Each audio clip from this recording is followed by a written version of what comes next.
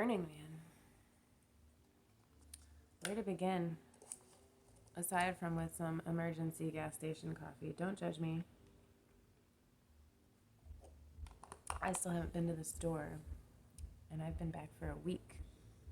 So, Burning Man was probably the most insane, intense, epic experience and thing I have ever witnessed in my life to date. I feel like a lot of what people talk about is focusing only on the highs of Burning Man. And the thing that I want to talk about first in this video, because I do want to end it on a positive note, because I absolutely think everyone should go, and I absolutely will be going back. But I want to talk about the negatives, if we can call them that, before ending on the positive note. Because I think a lot of people have this impression before they actually get there that this is just some big crazy party of hippies in the desert where you see some cool stuff. But I think what a lot of people maybe don't consider is that it's not a festival. You're not going out there seeing stuff other people have done. You're going out there and having to create it yourself. I went with the art installation, or I've been basically this whole year, I've been working on the installation called the Solar Shrine. You can look it up. You're going to see pictures and video of it in this video. But super cool, amazing project. So beautiful and so perfect for the desert. But so much work. So not just at Burning Man itself, but leading up to it, obviously. We had to build the thing here before we shipped it out there and actually assembled it on the playa. And so there's that. You don't have to necessarily do things the way, there's a lot of ways to do this, but this is my experience and I wanted to relay it to you accurately. So we went with a camp, which is recommended to go with a camp. It doesn't have to be an art installation or art support camp. There's a lot of different options, but it's recommended to go with a camp because you do have to pay camp dues, but they will help you with your food, your water, your gray water disposal. A lot of camps will have their own showers set up, like things like basic essentials for your comfort and your existence out there. So it is recommended to go with a camp. But yeah, you have to help set up the camp. You have to help whatever the camp's project is, because the thing about burning is that it is not a spectator kind of space. Everyone who goes participates. Everyone brings something. It's a gifting society. So you are contributing in some way to the greater whole. Something else that, is mentioned, but I wanted to mention it in my own way. You absolutely need a bike. You can apparently get by. There were some people I met who never bring bikes. They'd rather hop on art cars or walk around, but you won't be able to see nearly as much because it is a literal city. You will also see this in this video. I will put some clips in here coming up pretty soon.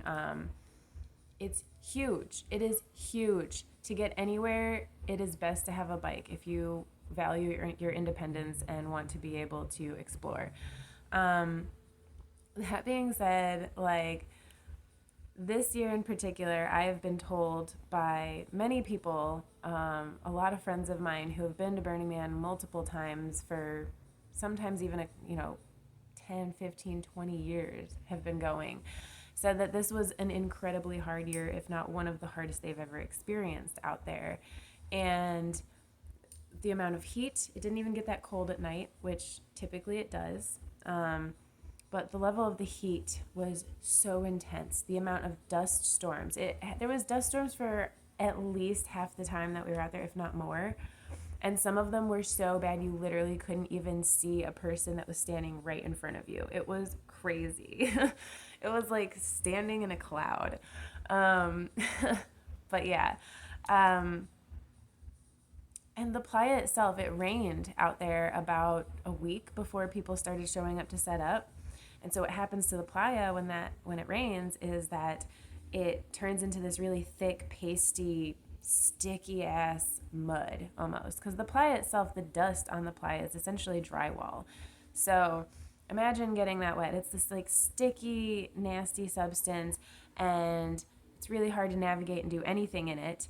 You literally will almost like get stuck in it like cement.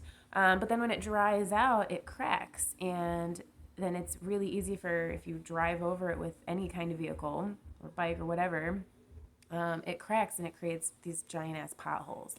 So the playa itself was a hot mess this year. And so a lot of people were just calling this a initiatory year, which was also interesting to me because not just in our camp alone, but a lot of people that I met, it was like there was a lot of newbies to Burning Man this year. I'm not sure what was in the air, but we all got initiated hard. And the really cool thing about that is, as much as it pushes people, and I had a lot of people say out there too, like, the playa turns us all into 8-year-olds. You know, you have all these physical elements that you're struggling through. Everything you do out there, you have to, like, literally, it's like a struggle to survive sometimes, especially depending on if there's a dust storm or if it's insanely hot or whatever. Especially if you're like me, you're not used to super dry, hot climates. You know, the people from LA seem to be handling it a lot better, is what I will say, than like our Chicago people. We were all like, whew. So yeah, there's a lot to consider, you know, like people are struggling, right? Like, it's like you have to do everything for yourself, including having a good time. So you can't just go there and expect to be entertained. You actually have to go find your own fun, which I think a lot of people don't really think about either. But the place is massive. And so especially depending on where you're camped, you're going to have an excursion, take an adventure, definitely go out to Deep Playa, and that you definitely want to bike for because it's huge. It would take you forever to walk through and see all the art out there. So I want to show you guys a clip of some of this experience, and when I come back, we will talk a little bit more in depth, and then I will show you guys more clips of the man burn, because that was crazy.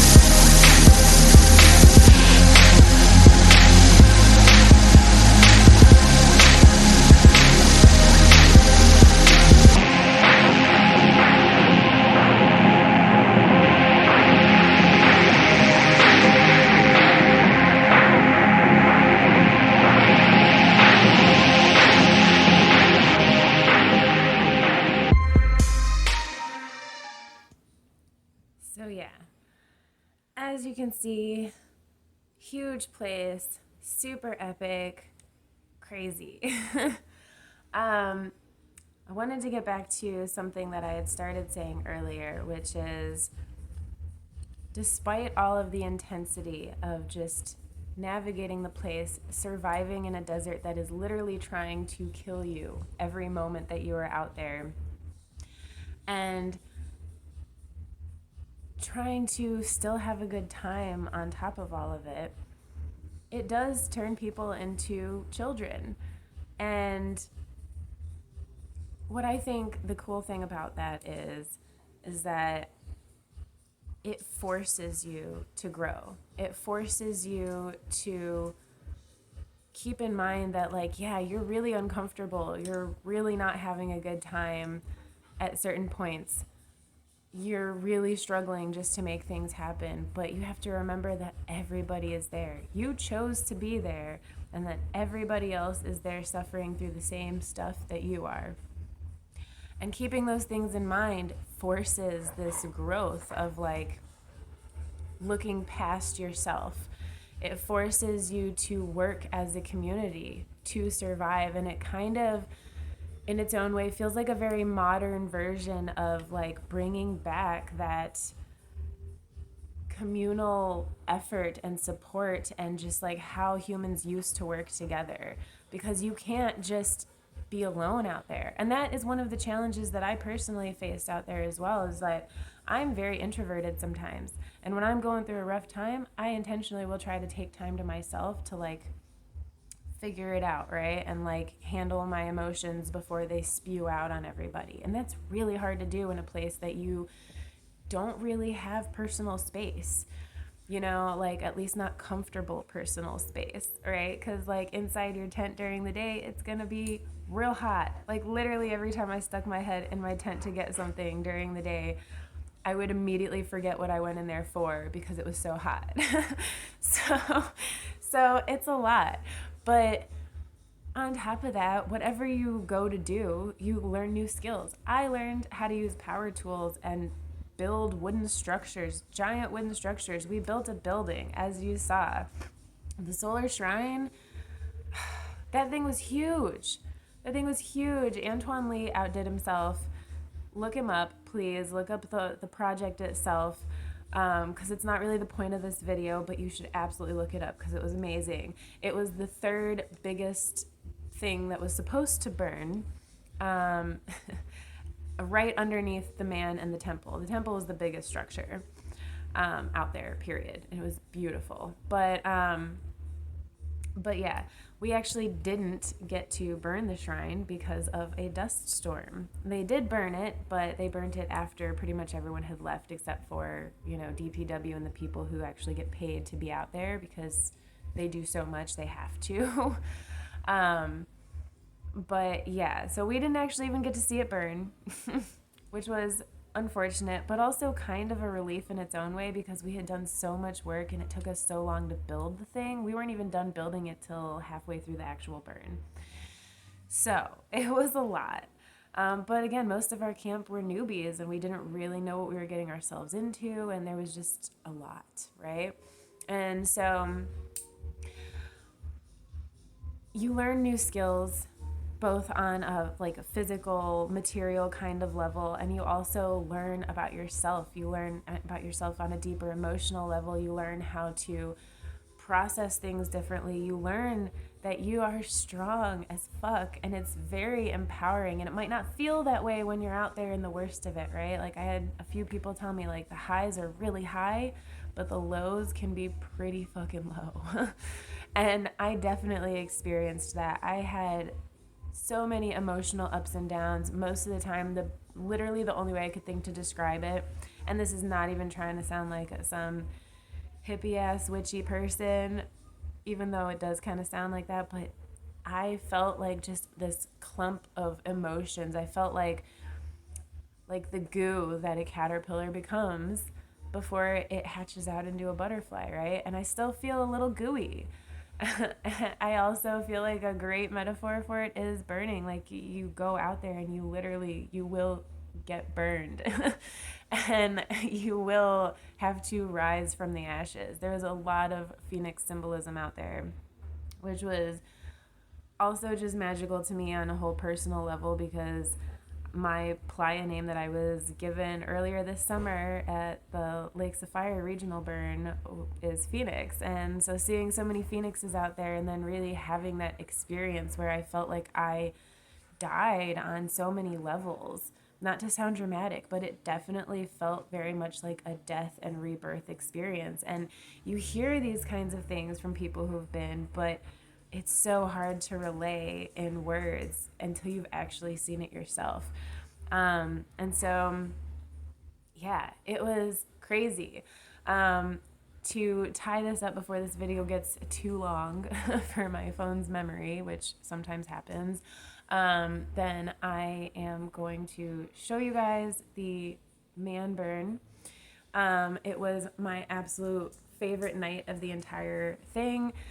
Feeling the convergence, like just watching the entire city of thousands and thousands of people just pouring down to the middle of the playa where the man is, and just seeing the whole display. And it was the most artistically exploded thing I've ever seen in my life. It was so cool, and it had this energy very much of just, it felt very savage and very primitive, and it felt like aggressive, this energy of just all these people pouring all of their just into this fucking man, everything, all the bullshit from the last, especially the last couple of years probably. And just like feeling that convergence, and it was in a safe way. We're in a modern society, right? We weren't actually burning a real man, but it felt very ancient and very, very powerful. And so I don't think that's going to come through in the videos, but that was how I experienced it. And so I definitely wanted to share that with you guys. But yeah, I am more than happy to talk more about these experiences if people are interested. But I just wanted to get out this little short video first, just kind of going over the interesting things about the experience. Keep an eye out for the fire tornadoes that come out of the man burn. Out there, they're referred to as ancestors, and they're super flippin' cool, dude. Thank you guys for watching, and enjoy.